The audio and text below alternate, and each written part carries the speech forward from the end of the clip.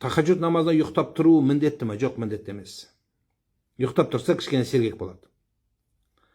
Намазда тұрып оқуға мүмкіндік бола тұра отырып оқудың үкімі қалай? Айттым ғой жаңа, парыз намаз болса намаз өтпейді, сүннет намаз, нәпіл намаздардың бәрінде өтіп кете береді, макрухпен, карахатпен өтіп кете береді. Намазға қайта келуім қиын болып тұр. Неге? Жаман жолдастарың көп қасыңда, сен намазға бұзатын адам көп. Өзі білесіздер ме? Адам наркоман нағып болады. Неге ойын құмар болады? Қазір лудоман дейді ғой. Неге болады білесіздер ме? Бірінші себебі досы болады. Соның түрткен досы болады. Қазір балаларымызда қыздар сондайға үйренген қыздар бар. Әдейілеп соны ақша табады анадан. Наркотикке үйретіп бір рет ескейік деп. Маған ана бір жерде бір айтпай ақ қойын қандай мекеме екен. Бір әжептәуір мекемеде анау неге барып Көкшетауға Бұржа Бурабайға барып бәріміз демаламыз деп ойнап күліп пиво ішіп билеп ең соңында ештеңе етпейді деп барлығы жастар ғой. Мынандай наркотикті иіскеп көрейік деп алдырып, соны иіскегеннің нәтижесінде соған дәмегіп, соны үйреніп алып, қазір наркоман болып кеткен бір қызды алып келді маған. Ал айтпесе мен сізге айтып берейін. Сондықтан адамның діні ол оның досы болады.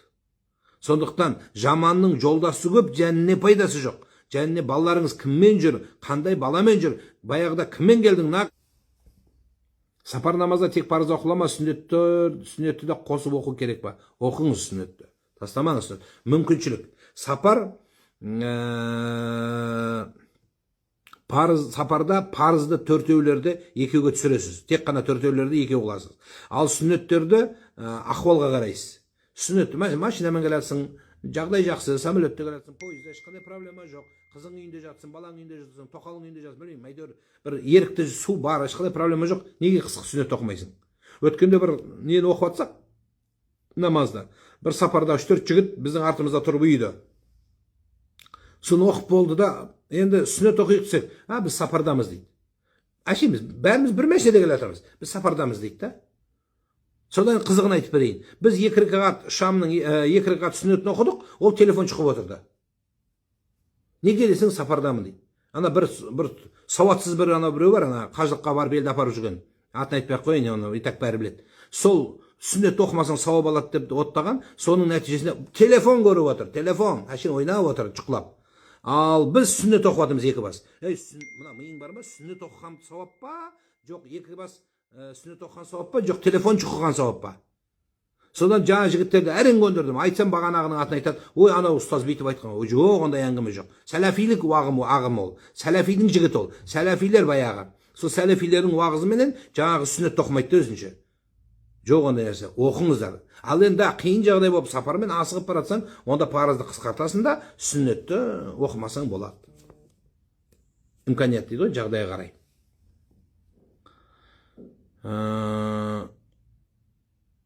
Досым намаз оқып, денсаулыққа байланысты талып қалып тоқтатып тұрсам болады ма дейді. Кейін жазылған соң оқимын дейді.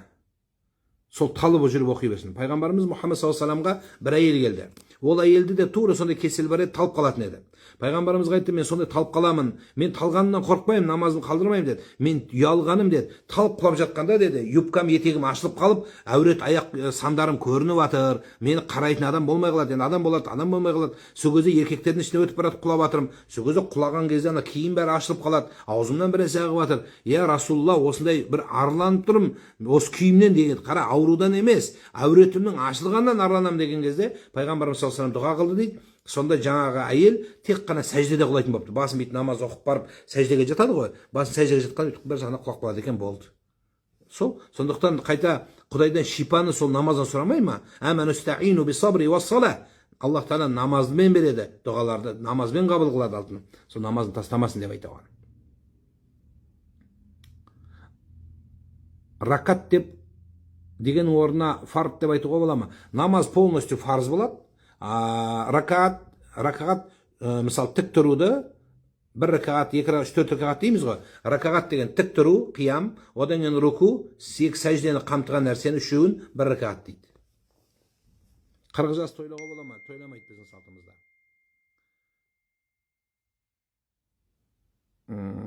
Ұйықтап жатып бастырылса, хайыз кезінде аятыл күрсіні оқып сақтанса, хайыз кезде.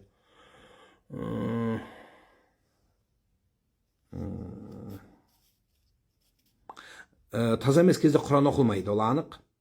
Дұғаларды оқысын, фатиханы дұға қылып оқысын, басқа құранда келген басқа дұғаларды оқи берсін. Аузу би калиматиллахи таммати куллиха мин шарри ма халақ, осы шайтандық қуатының дұғалары осылардың бәрін оқыса болады.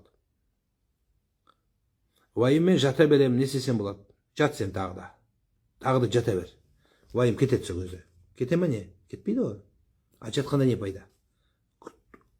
Бойыңды көтеріп тұрсаң, уайым кетеді. Жатқаннан уайым үстіне уайым қосасың, ауруың үстіне ауру қосасың, салмағың үстіне салмақ қосасың. Қатты ұрсып, ашуланып, талақ айтылса қабыл бола береді. Талақтың ашуландың ба, жындандың ба, ойнап тұрсың ба, оған қарамайды. Нервтісі ма, нервің жоқ ба, оған қарамайды. Талақ түсіп кете береді. Сол үшін еркекте нерв болмау керек. Ол сол үшін еркек ол. Талаққа келген кезде аузы жабылу керек. Әйелмен салғыласпа, қатынмен қатын болма деп не үшін айтам? Сол үшін. Өйткені еркектің ең соңғы рубежі, ең соңғы шебі ол оның талағы болады. Талақ, сендей қатын құрсын, кет бар талақ деген. Даже қазақша айтса, ниетінде ажырасу болса, талақ түсіп кету қаупі бар. Бір талықпайын. Соқтан абайлау керек. Еркектің аузы өте жаман нәрсе. Сосын айтамыз, әйел адам сөйлей береді. Алла тағала талақты еркекке берудің де даналығы осыда. Әйел шапылдап айтып жіберуі мүмкін бір нәрсені. Еркек адам аузына ие болады. Бірақ өкінішке орай кейбір әйелдер, еркектер әйелден асып баратыр да. Бұл ұят нәрсе. Қай намазда қандай сүре оқыған жақсы? Білген сүреңізді оқи беріңіз. Қолым гипсте жүрмін, намазым қаза болып жатыр, не істесем болады? Гипстің ешқандай қатысы жоқ. Қолыңды мына қолың гипсте алса, мына қолың жуасында, мына гипстің үстіне сүртіп қоясың, болды, намаз оқи бересің. Тұрып отыру, мына сүйеніп тұратын әдетің болса, онда тұра алмай жатсаң, мына қолыңа сүйену вообще қиын болса, онда отырып оқисың. Енді меніңше гипс ешқандай проблема жоқ. Алла шипа берсін, айналайын тезірек айық.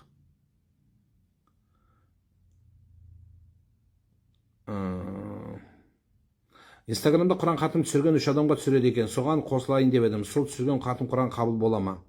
Инстаграмда хатым Құранды сен арабша білсең, сол оқып атқанда караоке сияқты сен де ашып қойып, сонымен бірге лесіп, бірге оқып отырсаң, сонда сауап болады. Сонымен бірге. Ал енді ол оқып атса, сен просто бүйтіп қарап отыра берсең, жақсы, конечно, жаңағы кім еді жаңа кешеге келген атын тілімізден түспей атқаным. Джейлоға қарағанда жақсы. Папам операциядан, отадан деп айтады, қазақша ота деп айтылады. Папам әкем деп айтады. Әкем отадан шықты, Алла шипа берсін. Отырып намаз оқиды, жақсы, қабыл болсын. Өте жақсы, өте дұрыс. Намаз оқығым келеді, ойым бөліне береді. Бәріміздікі бөлінеді, менікі де бөлінеді. Адамбыз бәріміз. Тек таң намазын оқысам бола ма? Бастай беріңіз, Клара ханым.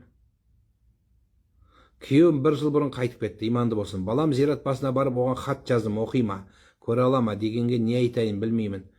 Сен оны баланың ойын өзге, бірақ балаға байланысты. Енді бір 2-3-тегі бала болса, үндемей қою керек, иә деп қойса болады. 2-3-тегі бала, кішкентай бала әлі ажырата алмайды. Енді балаңыз ақыл тоқтатып, мысалы айтайық 6-7-ден жоғары қарай болатын болса, папаң сені естиді, сен оған мына сүрені жаттап алып, папаңа мына Құранды оқы деп үйретсеңіз, сол жақсырақ болады. Хатты жазудың қажеті жоқ. Сәл баланың кейін жүрегі бұзылып қалады, бұл нәрсеге. Дұрысы нәрсесі Құран дұғамен есіне алсын. Сол дұрыс болады, дұрыс тәрбие болады. Намаз оқитын адамдар оқылмай қалған намазды қаза болды. Ал мүлдем оқылмайтын адамға не болады? Ол да қаза болады. Қаза емес. Қаза деген ол күнә болады. Қазасы өтемі, күнәсі ол күнә тұра береді. Екеуі бір. Ана оқып жүріп, жарым оқып, жарым ана фауайлу лил мусаллин аллазина хум ан салатихим сахун. Намазды оқығанда намазға немқұрайлық қылады. Оларға сондай бір өкініш бар деп Аллах тағала айтқан болса, міне сол кейде оқып, кейде оқымаса да, ол да күнәлі болады, бірақ намазды сол оқыған намазды, оқымаған намазды қаза қылады. Тура сол сияқты, дұрыс сұрақ қойып отырсың. Тура сол сияқты, вообще намаз оқымай жүрген адамның намаздары не болады? Ол мұсылман болады, қазір мұсылманның баласы, өйткені бір Құдайға сенеді ғой. Сол оқымаған намаздар бәрібір қаза қылу керек.